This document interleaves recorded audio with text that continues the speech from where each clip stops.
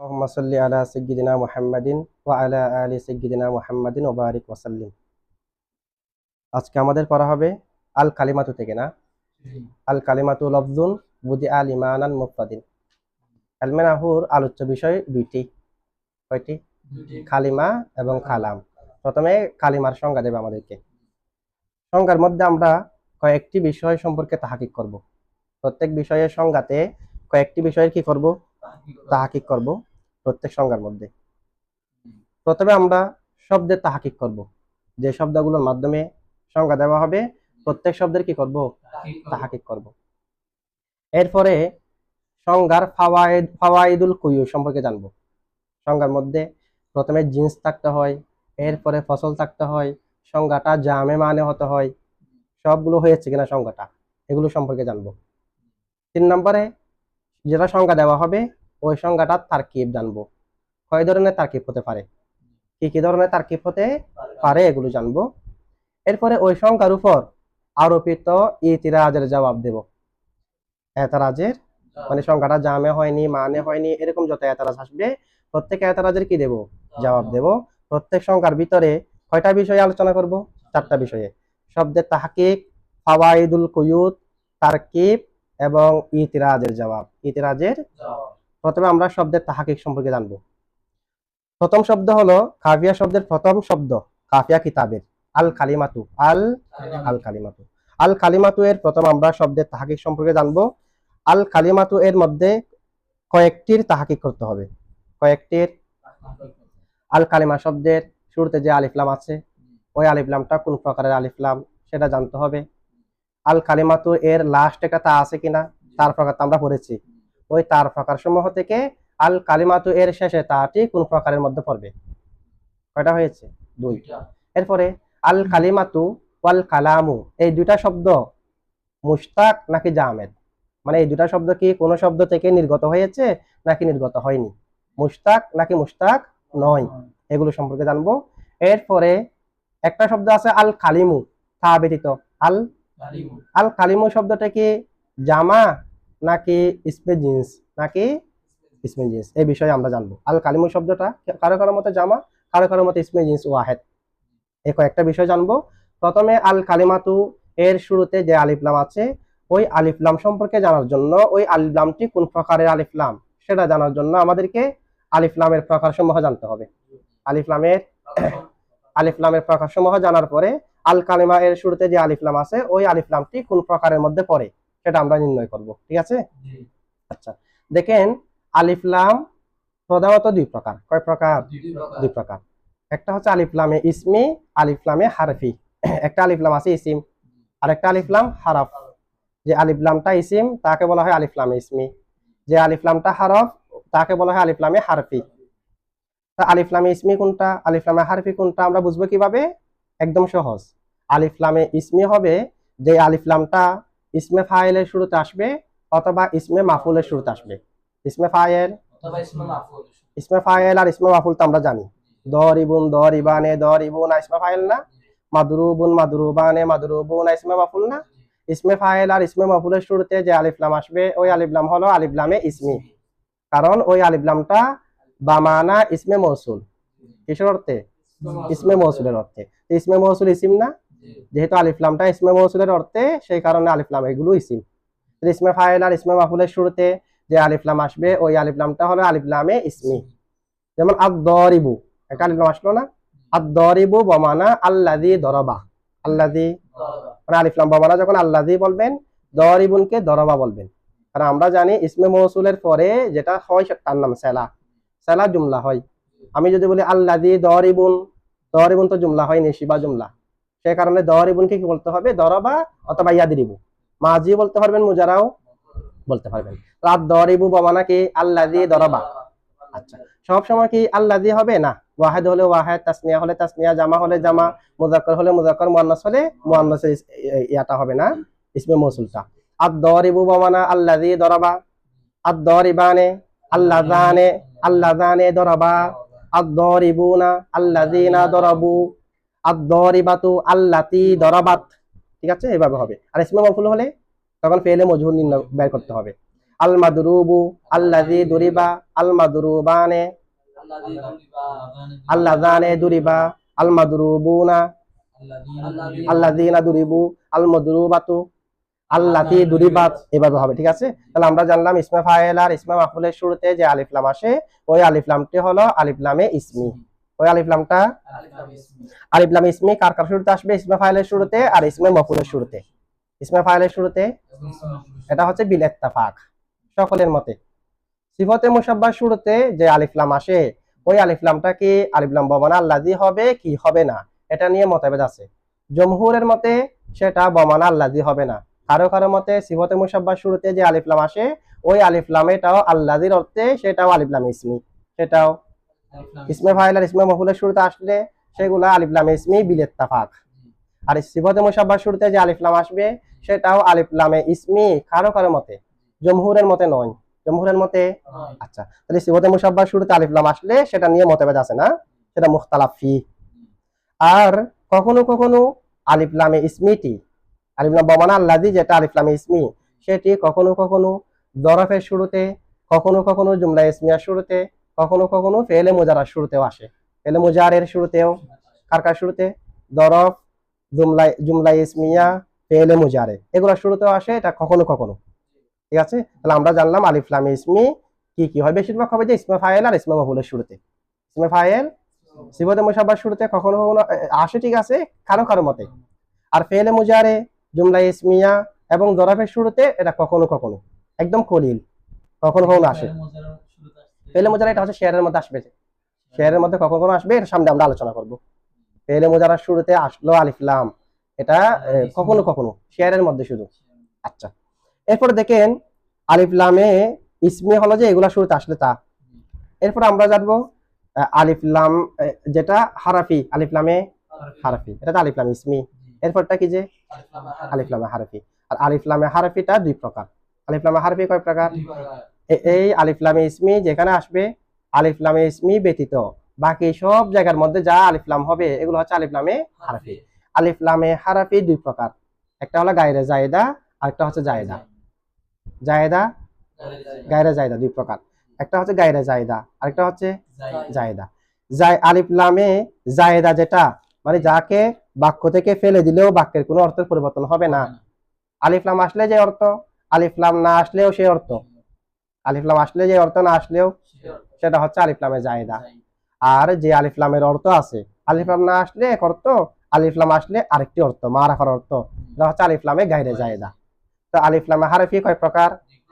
আলিফ লামে গায়রে জায়েদা। আলিফ লামে যেটা জায়েদা ওই আলিফ লামে জায়েদাটা কয়েক প্রকার হয়, মানে আলিফ লাম এটার কোনো অর্থ নাই জায়েদা। আলিফ লাম এটা হয়তো কোনো একটি হরফের পরিবর্তন হবে অথবা কোনো একটি হরফের পরিবর্তন হবে না। কয় প্রকার? দুই প্রকার। আলিফ লামে জায়েদা যেটা হরফের মধ্যে সেটা কয় প্রকার? দুই প্রকার। হয়তো কারো আওয়াজে হবে, না হয় কারো আওয়াজে হবে না।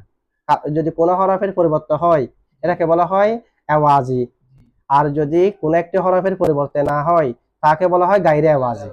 তাহলে আলিফ লামে জায়েদা কয় প্রকার? আওয়াজি, গায়রে আওয়াজি। আওয়াজি হোক কিংবা গায়রে আওয়াজি হোক উভয়টি আবারও দুই প্রকার, উভয়টি আবারও দুই প্রকার। লাজেম, গায়রে লাজেম, যার শুরুতে আলিফ লামটা আসবে ওই শব্দের জন্য আলিফ লামটা লাজেম, আলিফ লাম বিহীন ব্যবহার নাই, আলিফ লাম এটা ওই শব্দের সাথে লেগেই থাকবে, মানে আলিফ লাম বিহীন শব্দটার ব্যবহার নাই, মানে শব্দটার জন্য আলিফ লামটা আবশ্যক। আলিফ লাম বিহীন শব্দটার ব্যবহার তোমার লাজেমি, আলিফ লাম শব্দটার জন্য লাজেমি। আরেকটা হচ্ছে যে গায়রে লাজেমি, আলিফ লাম বিহীন শব্দটার ব্যবহার আছে, আলিফ লাম দিয়েও ব্যবহার আছে, আলিফ লাম বিহীনও।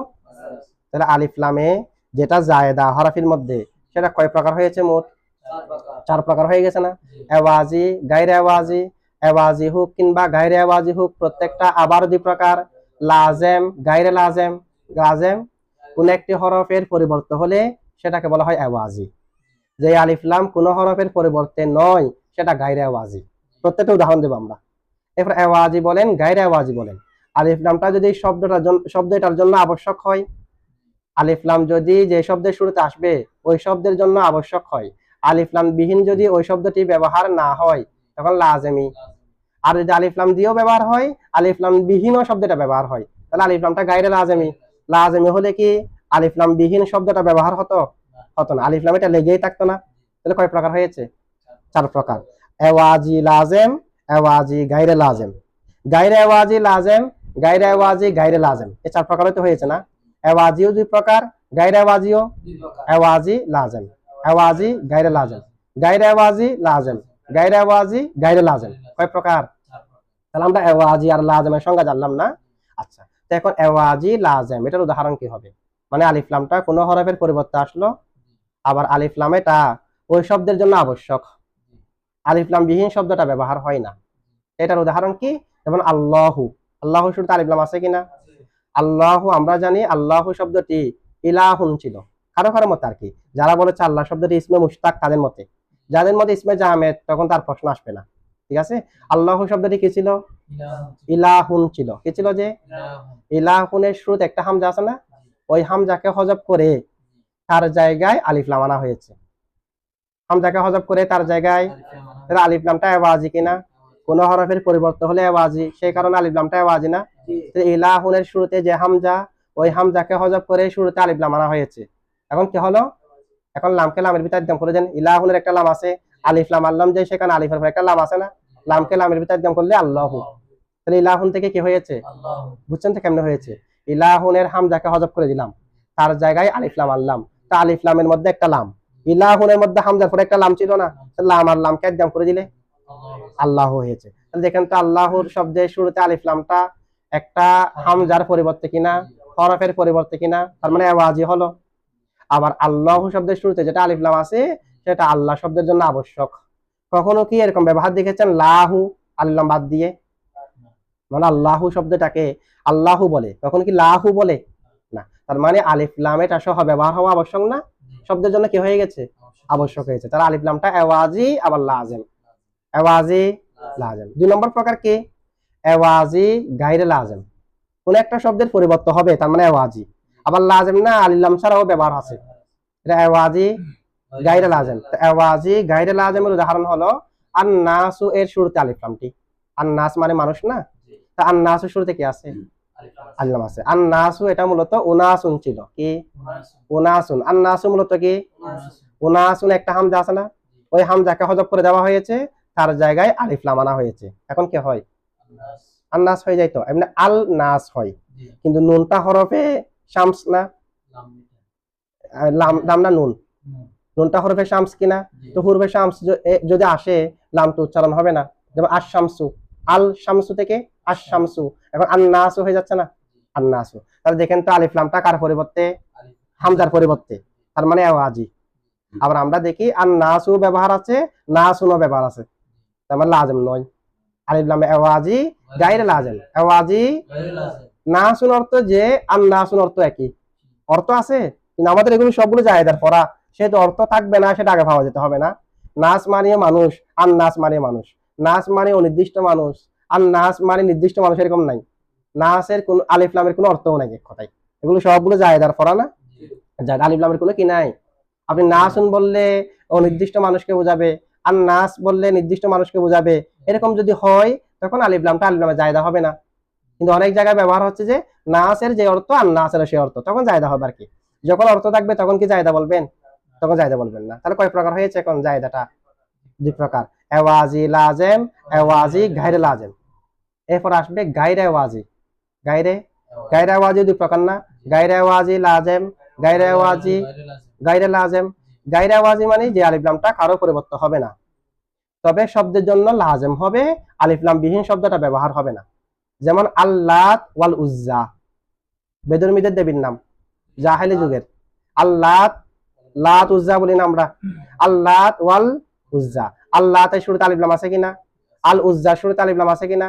আলিফ লাম গুলো কারো পরিবর্তে নয়, তবে আলিফ লাম গুলো লাত এবং উজ্জার জন্য আবশ্যক, শুধুমাত্র লাত উজ্জা ব্যবহার হয় না, আল্লাত ওয়াল উজ্জা বলতে হবে, আল্লাত আল উজ্জা। ঠিক আছে, তাহলে আলিফ লামটা কারো পরিবর্তে নয়, তবে লাত এবং উজ্জার জন্য আলিফ লাম গুলো আবশ্যক। গায়রে আওয়াজি লাজেম কিনা? গায়রে আওয়াজি লাজেম। এরপর আরেকটা প্রকার আছে গায়রে আওয়াজি গায়রে লাজেম, গায়রে আওয়াজি। যেমন একটা উদাহরণ আছে শেয়ারের মধ্যে, ইয়াল গুলামানে ফারর, ইয়াল গুলামানে, ইয়াল গুলামানে ফারর। আল গুলামানের শুরুতে একটা আলিফ লাম আছে, ওই আলিফ লামটা কোনো হরফের পরিবর্তে নয়, গায়রে আওয়াজি কিনা। আবার ওই আলিফ লামটা গোলামের জন্য আবশ্যক না, এমনিও গুলামানেও ব্যবহার হয়। আল গুলামানে, গুলামানে জোড়া ব্যবহার হয়। ইয়াল গুলামানে পারর, আলিফ লামটা জায়েদা, আবার জায়েদা যে কারো পরিবর্তে নয়, কারো। আবার গুলামানের জন্য আলিফ লামটা কিও নয়, লাজেমও নয়, ইয়া গুলামানেও ব্যবহার হয়, ইয়াল গুলামানেও ব্যবহার। এখন একটা প্রশ্ন হতে পারে, ইয়া হরফে নাদা আলিফ লামও মারাফা বানানোর আলামত, মারাফা বানানোর আলা হরফে নাদা এটাও আলিফ লামও। তো মুনাদা যদি মুআররাফে বিল লাম হয়, মুযাক্কারের জন্য আইয়ুহা, মুআন্নাসের জন্য আইয়াতুহা, না, অথবা আইয়ুহাযা, আইয়ুহাযিহি আনতে হয় কিনা, আনতে হয়। তো এখানে তো আনে নাই, ইয়াল গুলামানে হওয়া দরকার ছিল যে ইয়া আইয়ুহাল গুলামানে, ইয়া আইয়ুহাল। দেখেন এখানে আলিফ লামটা তো জায়েদা, এটা মারাফা বানানোর আলামত তো না, এটা জায়েদা না, সেখানে আইয়ুহানার প্রয়োজন নাই। তাহলে আলিফ লামে জায়েদা 4 প্রকার হয়েছে। কয় প্রকার? 4 প্রকার। এরপর আসেন আলিফ লামে গায়রে জায়েদা, যে আলিফ লামের অর্থ থাকবে, যে আলিফ লামে গায়রে জায়েদা 4 প্রকার। কয় প্রকার? আলিফ লাম যে শব্দের শুরুতে আসবে ওই শব্দটাকে বলা হয় যে আলিফ লামের মাদখুল। আলিফ লামের মাদখুল মানে আলিফ লাম যে শব্দের শুরুতে আসলো, আলিফ লাম যে শব্দে প্রবেশ করলো ওই শব্দকে কি বলে? আর রজুলের মধ্যে আলিফ লামের মাদখুলকে রজুলটা, আলিফ লাম রজুলের শুরুতে আসলে রজুল এটা মাদখুল না, আলিফ লামের মাদখুলের উপর ভিত্তি করে আলিফ লামের প্রকার হবে। আলিফ লামের প্রকার কিসের উপর ভিত্তি করে হবে? যে আলিফ লামের মাদখুল দ্বারা যদি মাহিয়ত উদ্দেশ্য হয়, কি উদ্দেশ্য? একটা হচ্ছে আফরাদ, একটা হচ্ছে মাহিয়ত। মূল উদ্দেশ্য হয়, আফরাদ উদ্দেশ্য না হয়। আফরাদ কি উদ্দেশ্য হয়? মাহিয়ত উদ্দেশ্য হয়, হাকিকত উদ্দেশ্য হয়, জিন্স উদ্দেশ্য হয়, মূল উদ্দেশ্য হয়। আফরাদকে যদি উদ্দেশ্য নেওয়া না হয় তখন ওই আলিফ লামটা হচ্ছে আলিফ লামে জিনসি। আলিফ লামে জিনসি, আলিফ লামে কি? যেমন আর রজুলু খায়রুম মিনাল মারআতি, পুরুষ জাতি মহিলা জাতি থেকে উত্তম। এখানে পুরুষের মধ্যে যত আফরাদ আছে, জায়েদ, বকর, খলেশ, এরকম প্রত্যেকটা আফরাদ কিন্তু উদ্দেশ্য না, প্রত্যেকটা আফরাদ কিনা। শুধু মূলের উপর হুকুম দিলাম যে স্বাভাবিকভাবে আমাদেরকে যদি কেউ জিজ্ঞেস করে পুরুষ উত্তম না মহিলা উত্তম, আপনি কি বলবেন? পুরুষ উত্তম, এটা বলবেন না। আসলে অনেক মহিলাও পুরুষ থেকে উত্তম না। একজন পুরুষ ও ঈমান আনে নাই, পুরুষে কি আনে নাই?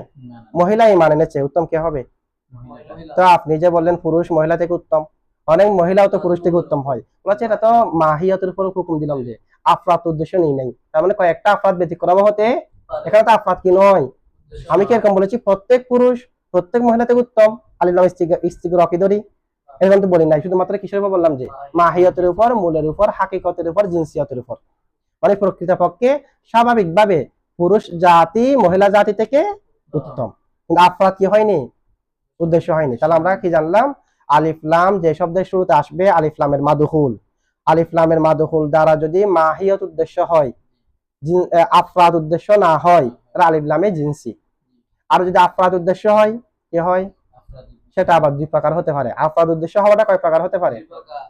হয়তো তামাম আফরাদ উদ্দেশ্য হবে, মানে ওই শব্দের মধ্যে যত আফরাদ আছে সব উদ্দেশ্য হবে। আলিফ লামের মাদখুল দ্বারা আফরাদ উদ্দেশ্য হবে সমস্ত আফরাদ, তামাম আফরাদ, অথবা বাজ আফরাদ। হয়তো সমস্ত আফরাদ উদ্দেশ্য হবে, না হয় বাজ আফরাদ উদ্দেশ্য হবে। যদি সমস্ত আফরাদ উদ্দেশ্য হয় তাকে বলা হয় আলিফ লামে ইস্তিগরাকি। আলিফ লাম যে শব্দের শুরুতে আসবে ওই শব্দের সমস্ত আফরাদ যদি উদ্দেশ্য হয়, আলিফ লামটা কোন প্রকারের আলিফ লাম? যেমন ইন্নাল ইনসানা লাফি খুসরিন, নিশ্চয় প্রত্যেক মানুষ ক্ষতিগ্রস্তের মধ্যে, ইল্লাল্লাযীনা আমানু, মুমিনরা ব্যতীত, যারা ঈমান এনেছে তারা।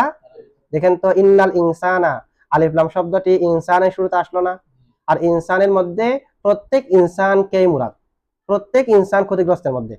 এরপর ইল্লা দিয়ে পৃথক করা হয়েছে, এটা আলাদা। পৃথক করার আগে ইন্নাল ইনসানার মধ্যে প্রত্যেক ইনসান উদ্দেশ্য না, এখানে আলিফ লামে জিনসি না, আলিফ লামে, যদি আলিফ লামে জিনসি ধরেন এরপরে মুস্তাসনা আসা শুদ্ধ হবে না, কারণ মুস্তাসনা মিনহুকে মুতাআদ্দাদ হতে হয়। কি হতে হয়?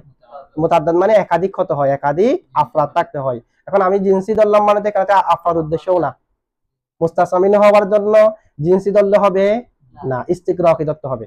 ঠিক আছে? তাহলে ইনসানের শুরুতে আলিফ লামটা আলিফ লামে ইস্তিগরাকি কিনা? ইনসানের মধ্যে যত আফরাদ আছে, আচ্ছা ইনসানের মধ্যে আফরাদ কি? জায়েদ, বকর, খালেদ, ফাতেমা, আয়েশা, যত মানুষ সবাই ইনসানের আফরাদ না? এই ইনসানের মধ্যে সবাই আছে, প্রত্যেক মানুষ ক্ষতিগ্রস্ত। আচ্ছা, তাহলে এখন এটাও হবে খুলিকল ইনসানু দাইফা, প্রত্যেক মানুষকে দুর্বল করে সৃষ্টি করা হয়েছে। আলিফ লাম ইস্তিকরা কিনা, আলিফ লাম ইস্তিকরা, ঠিক আছে। আচ্ছা, তাহলে যদি আলিফ লামের মাদহুল দ্বারা তামাম আফরাদ উদ্দেশ্য হয়, আলিফ লামটাকে বলা হয় আলিফ লামে ইস্তিকরাকি। বাজ আফরাদ উদ্দেশ্য হলে আলিফ লাম যে শব্দের শুরুতে আসবে ওই শব্দের বাজ আফরাদ যদি উদ্দেশ্য হয় সেটা আবার দুই প্রকার। সেটা আবার কয় প্রকার? বাজ আফরাদ এগুলা মুআয়্যান থাকবে, সবার নিকট জানা থাকবে, মানে আলিফ লাম যে শব্দের শুরুতে আছে আলিফ লামের সমস্ত আফরাদ উদ্দেশ্য না, কিছু আফরাদ উদ্দেশ্য, তবে আফরাদ খারা উদ্দেশ্য সেটা সবার নিকট কি আছে, জানা আছে। মানে হয়তো আগে একবার উল্লেখ করা হয়েছে, উল্লেখ করা হয় এটা বললাম, নিশ্চয় আমি এটা দ্বারা মুরাদ নিয়েছি আগেরটাই। আমি কি যেমন নাকি মনে করেন জানি রজুলুন, আমার কাছে একজন পুরুষ আসলো, জানি রজুলুন আমার কাছে একজন পুরুষ আসলো, না কারা আলিফ লাম আনি নাই। এরপরে বললাম যে ওয়া আকরামতুর রজুলা, এবং আমি ওই পুরুষটাকে সম্মান করেছি। তাহলে আলিফ লাম যে আসলো, আলিফ লামটা কোন প্রকার আলিফ লাম হবে? নিশ্চয় আলিফ লামে আহাদে খারেজ হবে, নির্দিষ্ট আছে। কেন নির্দিষ্ট? আমি ওই পুরুষটাকে সম্মান করেছি, তো ওই পুরুষটাকে যে আমার নিকট আসলো সে, তার আগে একটা উল্লেখ থাকার কারণে সে আর রজুল দ্বারা খাকে বোঝাচ্ছে, নির্দিষ্ট হয়ে গেছে না। নিশ্চয় এই রজুলকে, যে রজুল এসেছে সে, যে রজুল আমার নিকট আসলো সে, মানে আগে একটা ইঙ্গিত থাকবে, আগে উল্লেখ থাকবে, অথবা আগে ইঙ্গিত থাকবে। এই শব্দ দ্বারা আমি কাকে বোঝাচ্ছি? তাহলে আলিফ লাম যে শব্দের শুরুতে আসবে সেটা যদি বাজকে বোঝায়, বাজ এগুলা যদি সবার নিকট মুআয়্যান থাকে, নির্দিষ্ট থাকে, সেই আলিফ লামের নাম হলো আলিফ লামে আহাদে খারেজি, আলিফ লামে আহাদে খারেজি। যেমন নাকি হ্যাঁ জানি রজুলুন না কারা দিয়ে, আমার নিকট একজন পুরুষ আসলো, আকরামতুর রজুলা, আমি পুরুষটাকে সম্মান করেছি। তাহলে আর রজুল দ্বারা নিশ্চয় আমার নিকট যে পুরুষ আসলো তাকেই বোঝাচ্ছে। তাহলে বাজ আফরাদ না, ও একটা পুরুষকে বোঝাচ্ছে যে, না একটা হলেও বাজ, একটা হলেও বাজ, সমস্তের বিপরীত, তামাম আফরাদের বিপরীত, একটা হলে, দুইটা হলে, তিনটা হলে, যেটাই হয় সেটা বাজ। কারণ এখানে বাজ শব্দ যেটা, সেটাকে ব্যবহার করা হয়েছে তামামের মোকাবেলায়। কিসের মোকাবেলায়? আচ্ছা, এখানে অনেক রয়েছে, সেখান থেকে একটা হওয়া মানে কিছু হওয়া না, কিছু তো কিছু মানে থেকে 3-4 জন থাকতে হবে এটা না, একটা হলেও কি হবে, বাজ হবে, কারণ বাজ শব্দটা এখানে কার মোকাবেলায় ব্যবহার, তামামের, তামামের বিপরীত হলে বাজ, ঠিক আছে। আচ্ছা, যেমন নাকি কোরআন শরীফের মধ্যে আছে ফাআসা ফিরআউনুর রাসূলা, ফাআসা ফেরাউন অবাধ্য হলো আর রাসূলা রসুলের। এখন আর রসুল মানে কি সমস্ত রসুল সবাই, নাকি একজন রসুল? একজন রসুল মুসা আলাইহিস সালামকে বোঝাচ্ছে না। তাহলে এখানে আর রসুল দ্বারা কাকে বোঝাচ্ছে, এটা যেহেতু নির্দিষ্ট আছে, সবার নিকট জানা আছে, আলিফ লামটা হচ্ছে আলিফ লামে আহাদে খারেজি। অথবা এখানে যে আর রসুল দ্বারা মুসা আলাইহিস সালামকে বোঝাচ্ছে, এটা আমরা কেমনে বুঝলাম? আলিফ লাম আহাদে খারেজির জন্য তো আগে উল্লেখ থাকতে হয়, যেমন জানি রজুলুন ওয়া আকরামতুর রজুলা, নিশ্চয় এই রজুল দ্বারা ওই রজুলকে বোঝাচ্ছে না। এখানেও কোরআন শরীফে ফাআসা ফিরআউনুর রাসূলার আগে উল্লেখ আছে ইন্না আরসালনা, নিশ্চয় আমি পাঠিয়েছি, ইলা ফিরআউনা রাসূলা, ফেরাউনের নিকট রাসূল। ফাআসা ফিরআউনুর রাসূলা, ফেরাউন ওই রাসূলের অবাধ্য হয়েছে। মানে ফেরাউনের নিকট যে রাসূল পাঠিয়েছি আমি, সেই রাসূলের অবাধ্য করেছে কে? ফেরাউন। তাহলে নিশ্চয় ফেরাউনের নিকট যে রাসূল পাঠিয়েছে সেই রাসূলের অবাধ্য হলো না, আর ওই রাসূল একজন রাসূল না। আর এই রাসূল দ্বারা কাকে বোঝাচ্ছে, সবার নিকট জানা আছে কিনা? তাহলে এটা হচ্ছে আলিফ লামে আহাদে খারেজি।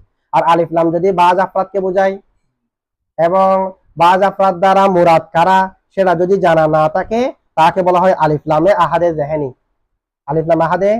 যেমন হযরত ইয়াকুব আলাইহিস সালামের কোল কোরআন শরীফের মধ্যে আছে ফাআখাফু, আমি ভয় করি, আইয়া আকুলাহু যিইবু, তাকে বাঘে খেয়ে ফেলবে, তাকে। তো আলিফ লামের মাদহুল কি? যিইবু।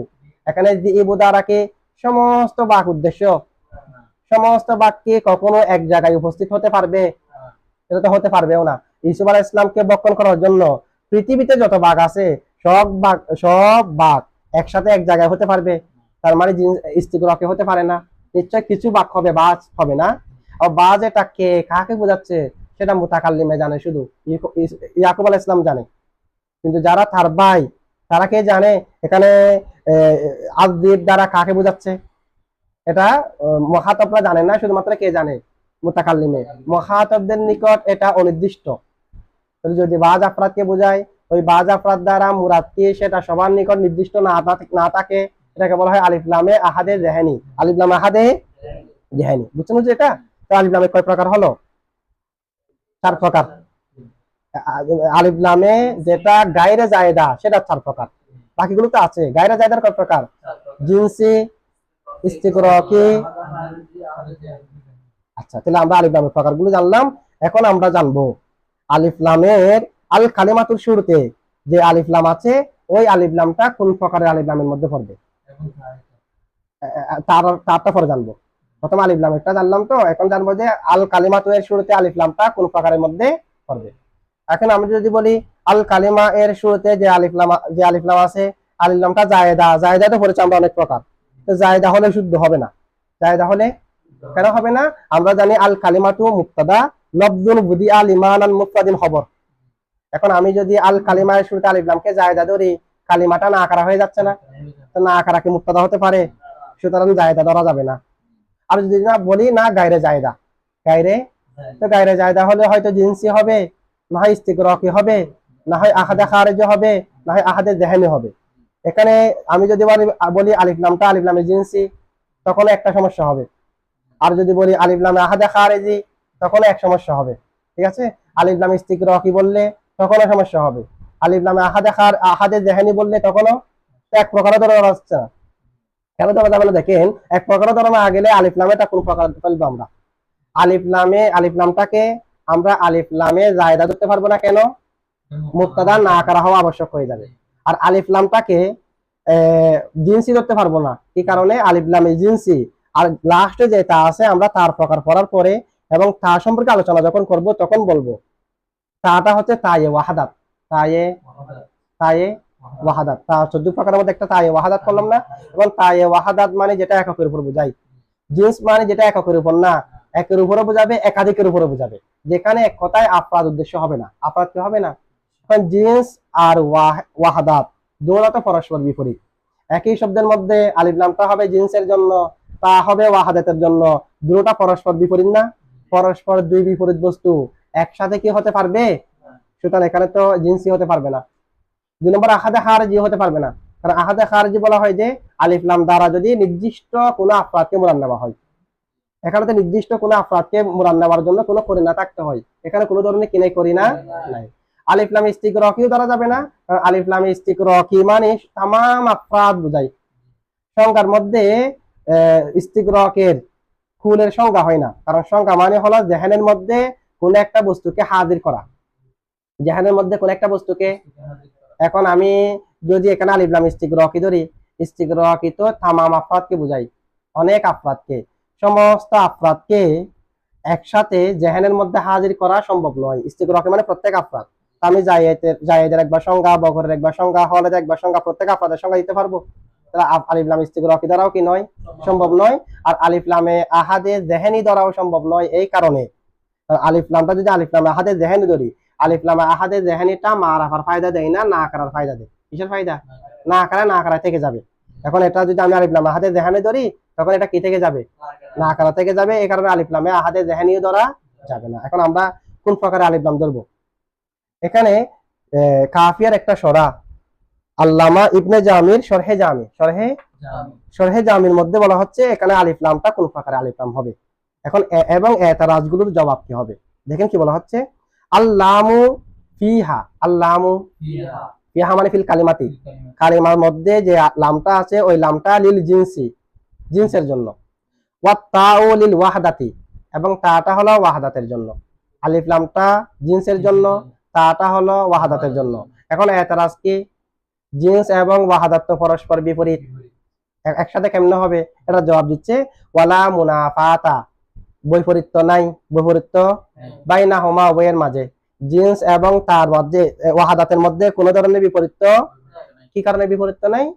বিজাওয়াজি ইত্তিসাফিল জিনসি, জিন্সকে গুণান্বিত করা জায়েজ হওয়ার কারণে।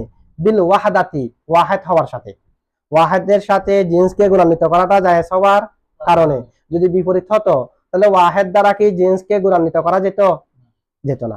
ওয়াল ওয়াহিদি, এবং ওয়াহিদকে গুণান্বিত করা জায়েজ হওয়ার কারণে বিল জিনসিয়াতি, জিন্স হওয়ার সাথে, জিন্স হওয়ার। যেমন ইউকালু বলা হয় হাযাল জিনসু ওয়াহিদুন, হাযাল জিনসু, তাহলে আমি জিন্সটাকে ওয়াহেদের সাথে গুণান্বিত করলাম না, এই জিন্সটি এক, এই জিন্সটি। কারণ জিন্স এবং ওয়াহেদ যদি পরস্পর বিপরীত হতো তাহলে একটাকে একটার উপর হামল করা যেত। আমি তো বললাম এই জিন্সই এই জিন্স এটা ওয়াহেদ, তাহলে ওয়াহেদ এবং জিন্স বিপরীত হলে তো এক করা যেত না। ঠিক অনুভাবে দেখেন ওয়াজালিকাল ওয়াহিদু জিনসুন, জিন্সকে হামল করলাম কার উপর? ওয়াহেদের উপর। পরস্পর বিপরীত হলে জিন্সকে ওয়াহেদের উপর হামল করা যেত না। সুতরাং জিন্স এবং কার মাঝে? ওয়াহেদের মাঝে কোনো ধরনের বিপরীত নাই, কারণ একটাকে আরেকটার সাথে কি করা যায়? গুণান্বিত হামল করা যায়। একটাকে আরেকটার উপর কি করা যায়?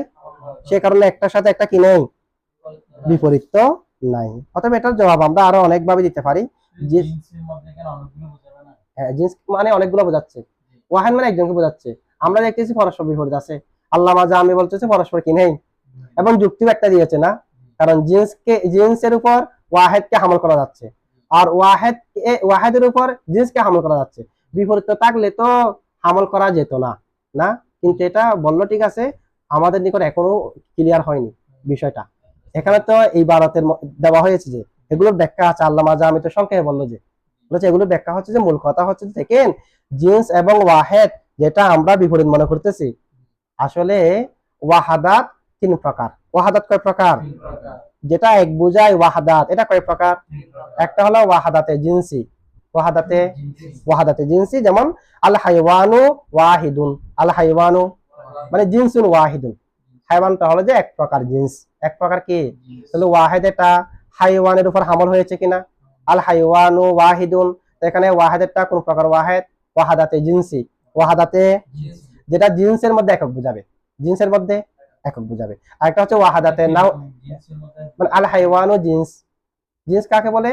যেটা কলিল কাসির ভিন্ন ভিন্ন হাকিকত বিশিষ্ট একাধিকের উপর যেটা প্রয়োগ হয় এটাকে বলা হয় জিন্স। হাইওয়ান বললে ইনসানও হাইওয়ান, ফারাসুনও হাইওয়ান, বাকরুনও হাইওয়ান, সবগুলো হাইওয়ান না? মানুষ, গরু, গাধা সবাই কি? সবার হাকিকত কি এক নাকি ভিন্ন ভিন্ন? ভিন্ন ভিন্ন হাকিকতের উপর যেটা প্রয়োগ হয় তাকে বলা হয় জিন্স। আর একই হাকিকত বিশিষ্ট একাধিকের উপর যেটা প্রয়োগ হয় তাকে বলা হয় নাও, তাকে কি বলা হয়? নাও। তাহলে দেখেন ওয়াহাদাত 3 প্রকার।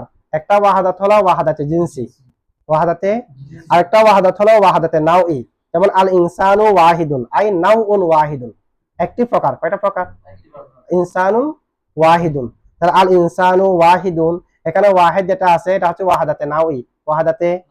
আরেক প্রকার ওয়াহাদাত আছে ওয়াহাদাতে শখসি, যেটা একক মানুষকে বোঝাবে, একজন ব্যক্তিকে বোঝাবে, শখসকে বোঝাবে।